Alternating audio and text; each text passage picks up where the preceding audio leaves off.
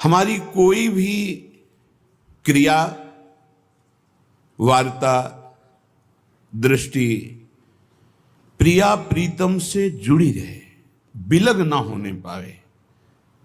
ये 24 घंटे ध्यान रखने की बात है। हम जुड़े हैं कि नहीं श्यामा श्याम से? कौन सा ऐसा मिनट, कौन सा ऐसा घंटा गया, दिन गया, कौन सी वो घड़ी गई, कौन सी वो रात गई जिसमें हम श्यामा श्याम से जुड़े नहीं रहे? तो धिक्कार है वो मिनट, वो घड़ी, वो पहर, वो दिन, वो रात।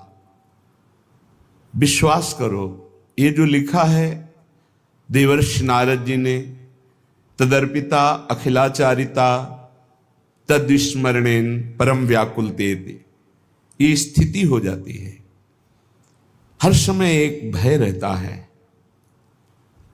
कहीं मैं प्रभु को भूल न जाऊं, कहीं व्यक्तियों का समुदाय, कहीं कोई क्रिया, कहीं कोई ऐसा घटना परिस्थिति जो मेरे प्रभु का विस्मरण करा दे। ऐसे सावधानी, हर समय सावधानी। जब कहीं वार्ता होती है, किसी विषय पर निष्कर्ष होता है, तो मन की एकाग्रता होती है, उस समय भी भय स्मरण कराता रहता है। हे, ये प्रपंच की वार्ता है, प्रिया प्रीतम को भूलना नहीं है, प्रिया प्रीतम से जुड़े रहकर वार्ता करनी है। ये क्रिया प्रपंच की है, प्रिया प्रीतम से जुड़े रहकर इस क्रिया को करना है। हर समय एक भय, कहीं विस्मरण न हो जाए, उसकी अखंड स्मृति हो जाती है। और जो बेपरवाह है प्रमाद स्थिति को लेकर, भागवती की स्थिति को लेकर बेपरवाही की हम बात नहीं। प्रमाद हो गया, चिंतन हो गया, नहीं हुआ नहीं हुआ, ऐसा नहीं चलेगा। तद विस्मरणेन परम व्याकुलते। अगर प्रभु का विस्मरण हो रहा है तो हम उस क्रिया का आदर नहीं करते, उस व्यक्ति का आदर नहीं करते, उस परिस्थिति का आदर नहीं करते, उस घटना का आदर नहीं करते, उस जीवन का आदर नहीं करते। जो हमारे प्रभु का विस्मरण करा दे, वो घटना, वो परिस्थिति, वो जीवन धिक्कार है। तब उपासना में रंग आता है। ये माया का एक मनोहर जाल है। मनोहर शब्द पर ध्यान दीजिए, जो हमारे अंदर आशाओं का क्रम बनाए रखता है। ये खाना है, ये पीना है, ये भोगना है, ये देखना है, ये सूंघना है, ये जानना है, ये पहचानना है, ये पाना है। ऐसे एक जाल बना हुआ है। उपासक इसी जाल को काट देता है और माया जाल मुक्त हो जाता है। यही माया जाल है जो दिखाई नहीं दे रहा है। यही माया जाल है, कामनाओं का माया जाल, इच्छाओं का माया जाल, वासनाओं का माया जाल। ये बाहर नहीं है, ये अंदर है। सिद्ध पुरुष से भी बाहर वैसी ही क्रियाएं देखी जाती हैं जो एक साधारण शरीरधारी से होती। खाना पीना दिनचर्या वैसे ही होती है, पर वो माया मुक्त होता है, इच्छा रहित होता है, कामना रहित होता है, द्वंद्वातीत होता है। और साधारण मनुष्य इच्छा और कामना से बंधा हुआ द्वंद्वों में पिसता रहता है। उपासना उपास्य देव की स्मृति का नाम है।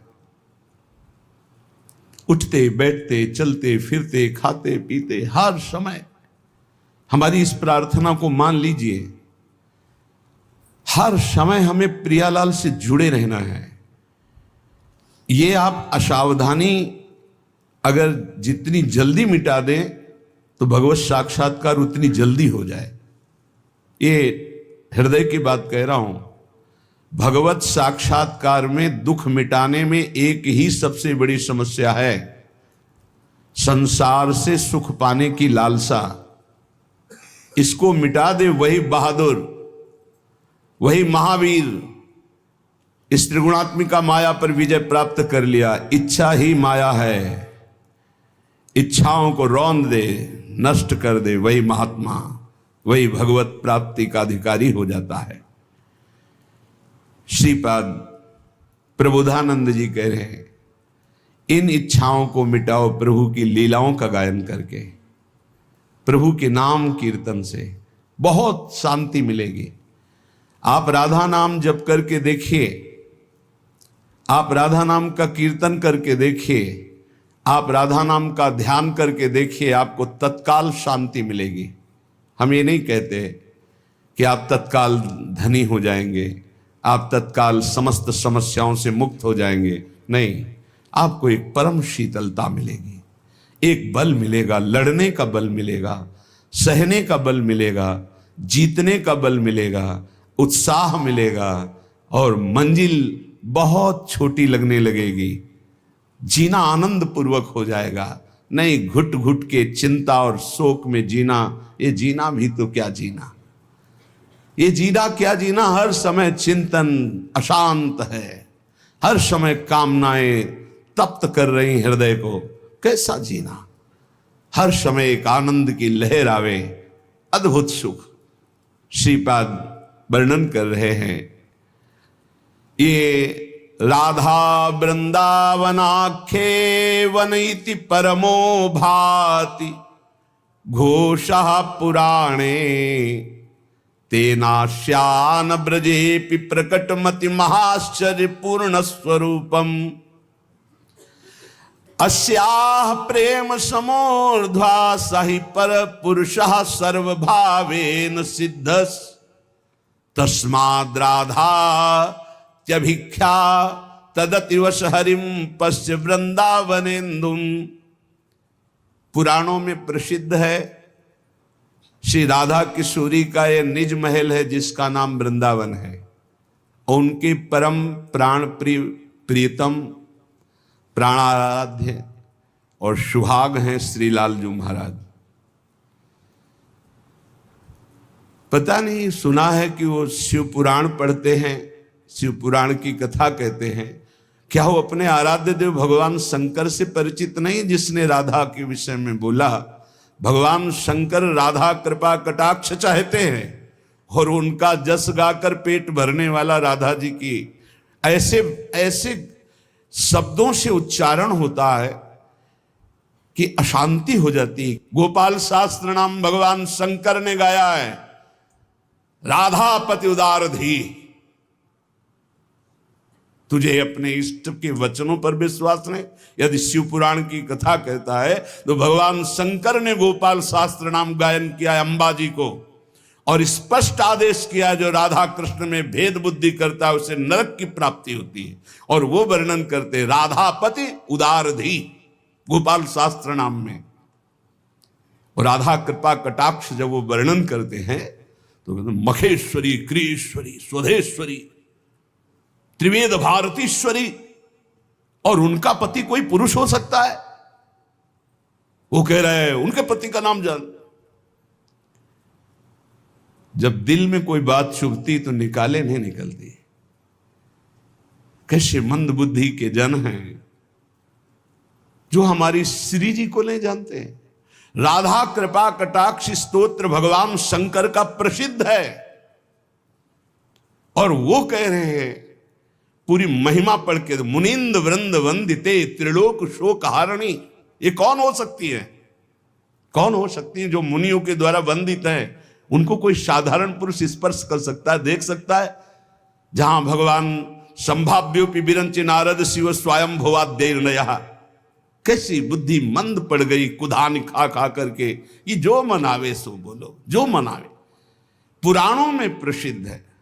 देखो, कोई भागवतिक चर्चाएं जब की जाती हैं तो पहले शब्दों का चयन किया जाता है कि हमको जो बोलना है प्रभु के प्रति वो कौन से शब्दों का प्रयोग। बड़े सम्मान से कैसे बात कर रहे हो, ऐसा लगता है कि बुद्धि भ्रष्ट हो गई है। भजन जब नहीं होता हम आपको स्पष्ट कहते हैं ये दान पुण्य का जो रुपया है ना, ये बहुत भ्रष्ट कर देता है बुद्धि को। भ्रष्ट कैसे? हराम का मत समझो। भजन नहीं करोगे, तपस्या नहीं करोगे, स्वयं दान में दान नहीं करोगे, स्वयं अपने को कष्ट सहते हुए परमार्थ में नहीं चलोगे तो दूसरे का रुपया तुम्हारा नाश कर देगा।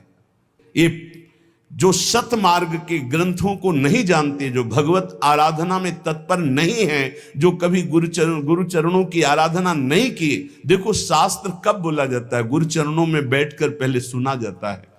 जिनकी श्वास वेद श्रुतिचारी, सो हरि पढ़े अचरज भारी। संदीपनी जी उच्च सिंहासन में बैठे हैं और जगत गुरु भगवान श्री कृष्ण नीचे बैठकर वेद का स्वाध्याय कर रहे हैं।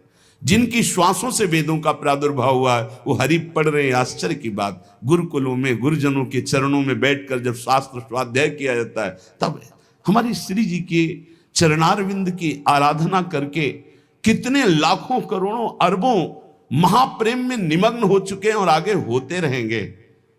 श्री जी के लिए ऐसे भाव, ऐसे चिंतन हम बहुत ही हानिकारक है।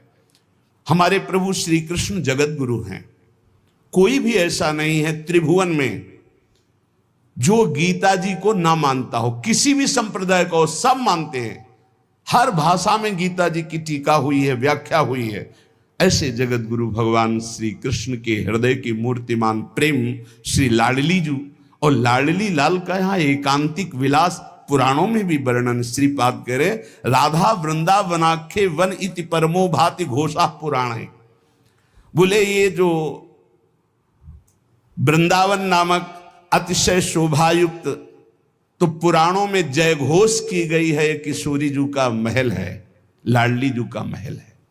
सोचो, जिनकी दासियां हैं ललिता, विशाखा, चंपक, चित्रा, तुंग, विद्या, रंग देवी, इंद्रलेखा और सखी सुदेवी, सकल यूथ हित सेवी, एक से एक सामर्थ्यशाली, अपने अंश से अवतार लिया स्वामी हरिदास जी के रूप में तो अकबर बादशाह ताज उतार के रख रहा है। ऐसे महामहिम ना भूतल में कोई ऐसा हुआ ना होगा जैसा स्वामी जी महाराज नित्य रस में, हरिवंश महाप्रभु नित्य विहार रस में, हरिराम व्यास जी नित्य विहार रस में। ये श्री जी के यहां शपथ पूर्वक कह रहे, राहो को काहू मने दिए मेरे प्राणनाथ श्री श्यामा, शपथ करो तरण छिए। और देख रहे हैं कि हर समय प्रियालाल खेल रहे हैं। किसे पुराणों में पता नहीं कौन से पुराण का वर्णन, कौन से शास्त्रों का वर्णन करते हैं ये लोग मनमानी शास्त्रों का वर्णन करते हैं। मनमानी किसी शास्त्रों में कौन से शास्त्र, अभी पढ़ा कहां शास्त्र? एक ट्रक रस ग्रंथ है, अगर ट्रक में लादे जाए तो पूरा भर जाए। एक एक महापुरुष 4-4 लाख पद का रचयिता है। कैसे जानोगे तुम प्रियालाल के प्रेम रस की बातें? अगर पुराणों को भी सम्यक रूप से स्वाध्याय, कैसे स्वाध्याय किया जाता है? किसी ऋषि मुनि के चरणों में बैठकर व्रत नियम उपवास करते हुए। अगर राधा जी एक साधारण होती तो एक अद्भुत सिद्धांत का पालन करने वाला सन्यासी पूज्य राधा बाबा कैसे राधा जी में आसक्त हो गए?